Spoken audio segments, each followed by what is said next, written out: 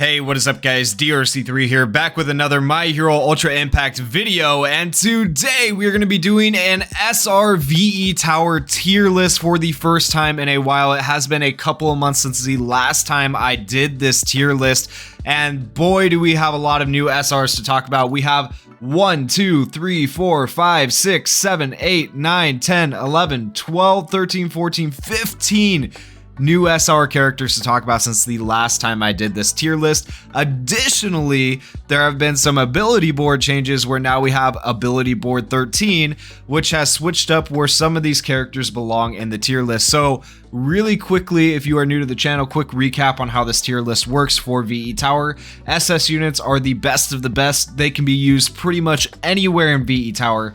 S units are backup if you're missing SS units or you need to fill spots. Like, these are probably the characters you're going to end up using the most. A units are good general use team fillers. They'll be good for pretty much any scenario. You can use them pretty much anywhere. They're just not quite as good as S ranked characters.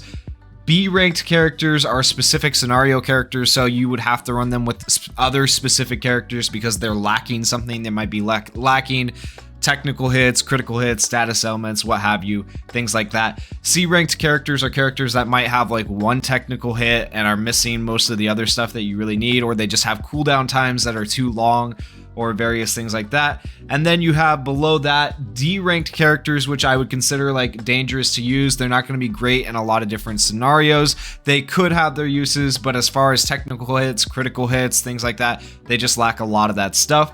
F-rank characters are trash cans who basically have none of that stuff, and these are characters that for whatever reason seem to be designed for PvP, even though we never use SR characters in PvP. And then lastly, the very bottom of the tier list, this isn't really the bottom, but we have JP exclusives, and we're just not going to rank these into our tier list because I assume most people playing My Hero Ultra Impact on the global side are not playing on a JP account. So that's why we are not going to throw them into our tier list. Hopefully someday we get these JP exclusive characters. I have been waiting. I want them to come around. Will they come around?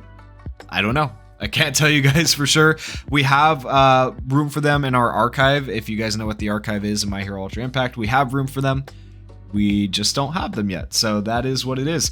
Before we go into placing any of these new characters into the tier list, we need to move around a few characters who I placed before, because like I said, the new ability boards changed some things. So the very first character I'm going to move is Purple Hawks. Purple Hawks was S rank before because he has amazing cooldowns. He has a cooldown time of 2 and a cooldown time of 3 essentially after he does his plus ultra, which reduces action skill cooldown time. And so having that ridiculous cooldown time makes him fit into a lot of different teams as a good filler unit where you want to get so many moves in within 6 turns or so many action skills in, and he is really good for that. He also raises ally plus ultra gauge, and that is pretty useful too, but he unfortunately doesn't tick my other boxes of like status elements, technical hits, various things like that. And so because he is lacking those, I'm going to move him down to A tier. I think he is still a very good character, don't get me wrong. I just don't think he belongs in S tier, whereas all these other characters kind of have technical hits, status elements, plus ultra raise, crit raise, all that stuff going on for them that helps them remain S tier for the most part. The next character I'm going to actually move down is also from S tier, and that is Purple Mirio. Purple Mirio is almost as good as Red Mirio, but he is kind of lacking in that his cooldown time for one of his action skills is way too long, and I didn't really take that into consideration last time I did the tier list. He has a cooldown time of 6 on one of his action skills, and that kind of really sucks. Other than that though, honestly, he ticks a lot of my boxes where he has crit raise, he has status ailments, he has technicals, so he has all that going on for him. So I will keep him A tier. I'm not going to move him below that, even though he has a cooldown time of 6, because now we have a lot of other SR, UR characters, memories that reduce action skill cooldown time for him. And having that cooldown time of 6 isn't as big of a detriment as it used to be in the past.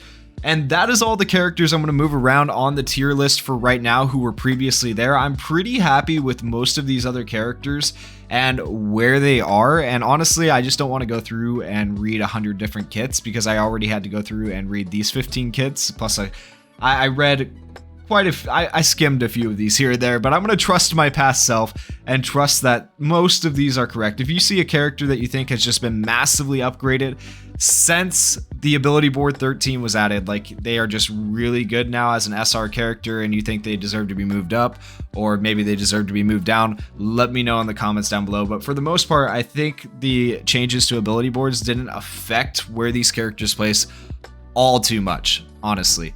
Okay, so now let's get into it. We need to talk about these to be determined characters down here at the bottom. We'll just go in order, and once again, I'll remind you, this tier list is not in any particular order. For example, Fat Gum is not necessarily better than Ashida.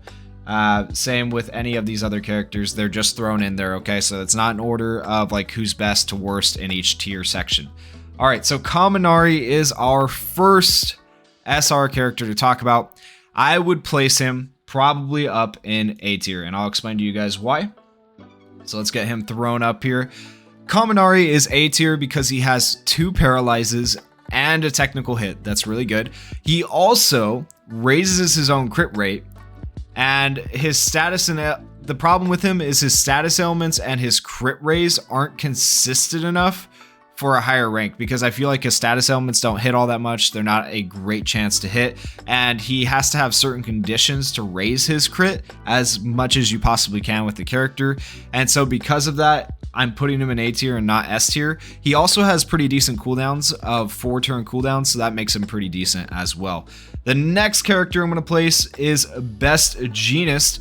Best Genus is going to go all the way up in B tier, surprisingly. So he can bind all opponents, but it is a low chance to bind all opponents. He also has at least 1 technical hit, which is really decent, having status elements and technical hits. He can also increase his own crit rate, and he can increase ally pro heroes plus ultra. The biggest downside to Best Genus are his action skill cooldowns, which hold him back from being up to A tier, potentially S tier. And that is that he has a 5-turn action skill cooldown and a 6-turn action skill cooldown. And that really honestly holds him back quite a bit. So Best Genus, B tier. Next we have Gran Torino. Gran Torino, this might surprise you a little bit, but he is going to go with all of our other trash cans down here.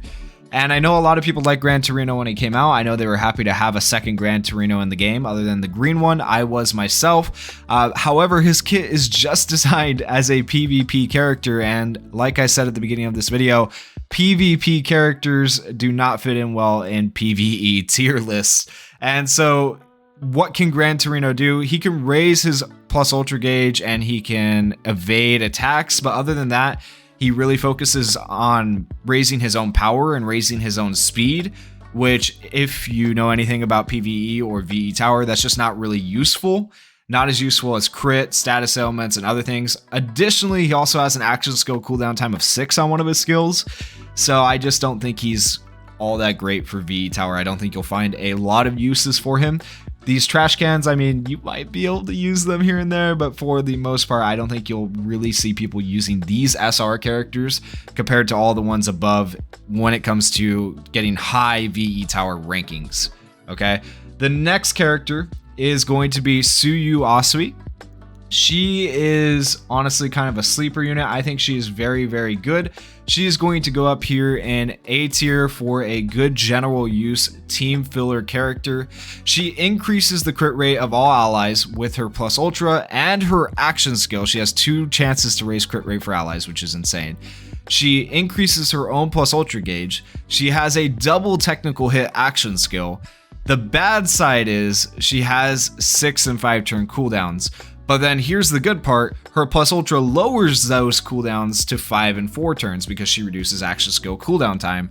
So if she had just a little bit better cooldowns, like there's definitely an argument for her to be S tier. I might even would say she's S tier. She would be, if we were putting these in order, top of the A tier. She is very, very close to S tier though. She is a really, really good SR character. I would say almost as good as her UR counterpart. So keep that in mind when you are picking your characters for VE Tower. The next character I'm going to place is Kirishima, the Yukata Kirishima. He is going to go up into B tier. next to Best Genus. Probably, honestly, well, nah, he's about on par with Best Genus. I was going to say above him, but he's about on par with Best Genus. So, what can Kirishima do?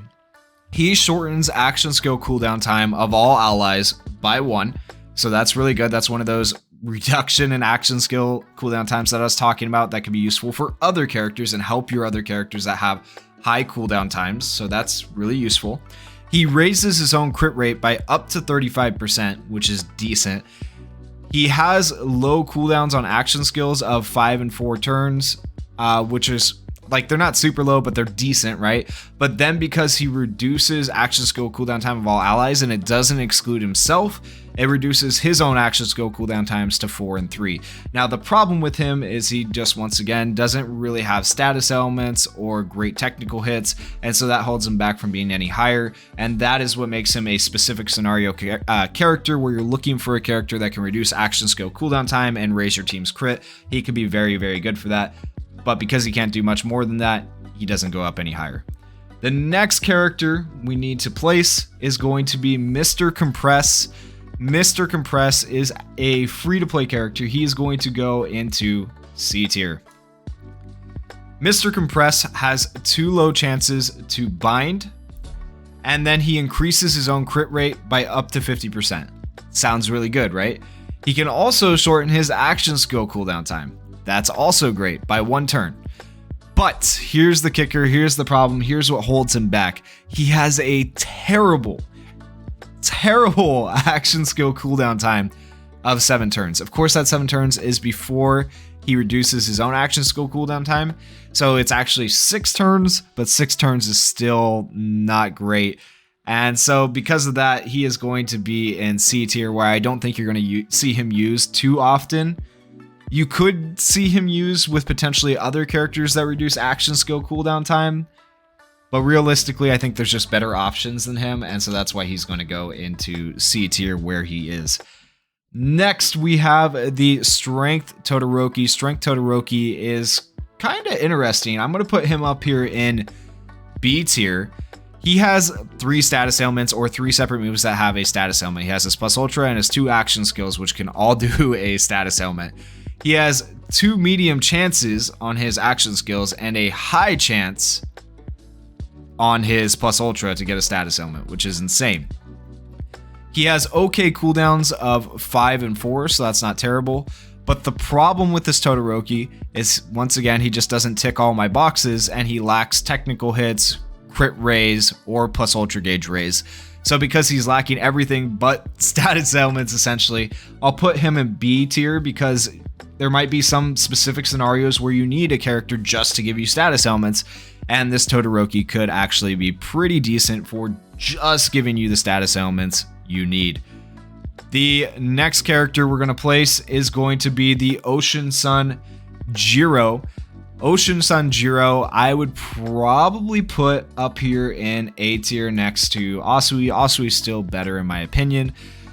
Jiro is a really decent character because she has 2 chances to confuse, and she also can raise her own Plus Ultra gauge, and when she raises her own Plus Ultra gauge, that's also a technical hit, and then on top of that, she has decent cooldowns of 5 turns and 4 turns. So overall, she is just a very good unit, and when I say she can raise her own Plus Ultra gauge, she also raises it through an auto skill, not just her action skill, so she has 2 chances to raise their own Plus Ultra gauge, which helps you get those 5 Plus Ultras within 6 turns that you're looking for whenever you're generally doing a VE tower, or 5 Plus Ultras within 3 turns for VE tower, depending on which VE tower you're doing. The more recent ones have been 6 turns. The next character we're going to place is going to be the Ocean Sun Yaoyorozu, the free-to-play Yaoyorozu. When I first saw this character, I did not expect her to be as useful as she is when I looked at her kit, but Ocean Sun Yaoyorozu is actually going to go into A tier as well, right next to Jiro. The reason is she raises allies and her own crit rate. She has a technical hit that raises her Plus Ultra gauge. She has an action skill with a low cooldown time of 3, which is really good because that'll help you get all your 10 action skills in within 6 turns. And then she also has another action skill with a cooldown time of 5, which is pretty normal. But on top of that, just the icing on the cake, She has Bullseye with her Plus Ultra to ignore barriers if you ever run into that in VE Tower. So Yaoyorozu, actually a solid all-around free-to-play SR character for VE Tower. The next character we're going to place is the new yellow Mineta that came out with Mount Lady. He is going to be in B tier. He's not quite as good as his S tier counterpart, the purple Mineta, but he is still fairly decent. He has 2 medium chances to bind. He raises the crit of all ally mind type characters by 20%, and he has cooldown times of 4, which is fairly decent. The reason he is in B tier, which is for specific scenario characters, is because he can only raise the crit rate of all ally mind characters. If he could raise the crit rate of all ally characters, there would be an argument for him to be A or S tier, but because he doesn't do that, he is going to be in B tier. The next character we have to place is the new purple All Might. Purple All Might, when I looked at his kit, this is another character that really just, when I used him as opposed to looking at him on paper, I was very impressed with and very surprised to see how decent he was. So we're going to place him in B tier. And so the reason we are placing All Might in B tier is he makes himself ecstatic, which is going to help you get your plus ultras that you need within 6 turns. If you've ever done VE Tower, you need 5 plus ultras. Him making himself ecstatic increases the rate that his plus ultra gauge goes up at, so he'll get plus ultras more often. But then every time he makes himself ecstatic, he also raises ally plus ultra gauge by 30%. So not only is he helping himself, he's helping allies get extra plus ultras, which is really nice. There's not a lot of characters that do that. So if you're trying to get all the plus ultras you need within 6 turns, this is a good character for that. He also has a technical hit, and he also shortens allies action skill cooldown time, excluding himself, by 1. So that's kind of the detriment there. He himself, though, only has a cooldown times of 4, so it's not a big deal that he doesn't reduce his own action skill cooldown time. And the other thing is he lacks crit and status ailments, and so that's why he's B tier and not higher, okay? But overall, he has impressed me. I can see him being used in a lot of specific scenarios where you need someone to raise your plus ultra gauge of your allies and help you get those plus ultras within 6 turns. The next character we're going to place is the SR Endeavor. SR Endeavor is kind of similar to the SR Red Todoroki that we placed earlier. SR Endeavor has 3 chances to burn, or 3 chances for status ailments, 1 with his plus ultra, 2 with his action skills, just like the Red Todoroki before him. And he also has decent cooldown times of 4 and 5. Once again, the problem is he has no technicals, crits, or plus ultra gauge raise, but the fact that he is able to do 3 status ailments gets him B tier because he could be used in a specific scenario where you need a character specifically for status ailments. The next character we're going to place is Red Shigaraki. This Red Shigaraki is probably the first character that everybody got to level 120, and he is really probably your strongest character because he's a free-to-play character that you were able to level up all the way if you did in fact level him up. And this Shigaraki, it should be no surprise to anyone if you look at his kit that he is going to end up here in S tier. This is our first addition to S tier out of all these SR units so far. And so the reason I'm putting him in S tier is because he has 2 chances to fear. He has a technical hit that raises his plus ultra gauge. He raises his own crit rate by up to 75% and increases his chance to fear every crit he gets. So that low or medium chance to fear goes up to a high chance to fear with every crit you get, essentially. And then he also has decent cooldown times of 5 and 4. Just run him with a memory that reduces action skill cooldown time, or an ally that does that, and then he has cooldown times of 4 and 3, which is really decent. So this SR Shigaraki, S tier, very good SR character for VE Tower. And the only thing that holds him back from being double S tier is the fact that he does have the cooldown times of 5 and 4. If those were a little bit lower, he would be even better. Next, we have the Strength Dabi. He is the new summonable SR character that came out with Hawks. We are going to put him up here in B tier as well. I know a lot of characters are going into B tier, but B tier is just where you have specific scenario characters that might not tick all the boxes, but they tick at least 1 or 2 of them. And so Dabi, similar to Endeavor, similar to Todoroki, has 3 chances to burn. Okay, he has his plus ultra and his 2 action skills. On top of that though, he increases the crit rate of his first action skill, just that action skill, when the opponent is burning. So that helps him get a little more damage in and also helps you get a few more crits, hopefully. He also increases the plus ultra of villains by 20%. Now, because it's villains specifically and not all characters, that once again keeps him as a specific scenario character. He also has decent cooldown times of 5 and 4. I could see this character being very, very good with UR Dabi specifically because they both have burns and they both get extra benefits when they are burning. The last character we have to place is the new SR Twice. Perhaps the last SR Twice we get for a while, hard to say, but Twice, as much as I don't want to do this to my guy, he's suffered enough already, is going to end up in D tier. Not quite F tier, but D tier. So what can Twice do? He increases crit and plus ultra of allies, but only if specific allies are on your team. You need Toga or Shigaraki on your team, and so that really limits what Twice can do, and there's not a lot of great Shigarakis or Togas out here in this tier list. Obviously there's the new S tier Shigaraki who could be decent, but I feel like if you're running S tier Shigaraki, you're not going to be running Twice. You're going to be running another character who's going to be better for you, and so he's just not great. He also has cooldown times of 5 and 4, which is normal, but other than raising crit of allies and plus ultra of allies when you have Toga and Shigaraki on your team, it's very specific.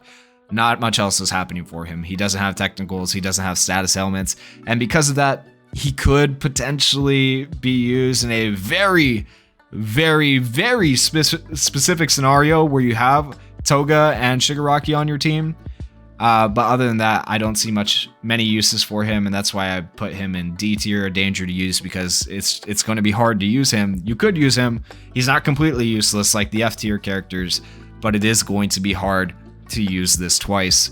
And as you can see, our to be determined is finally empty. We have this tier list completely filled out, and everybody is hopefully where they should be. Once again, if you agree, disagree, let me know down in the comments, guys. And if you guys enjoyed the video, please go down there, hit that like button, hit that subscribe button, and leave me some comments. Our next goal is 10,000 subscribers, so help me out, guys. Please go down there, hit that subscribe button. I can see over 75% of you are not subscribed who are watching my content. So please, please, please help me out. We've made it so far. Thank you for all the support, guys. And peace.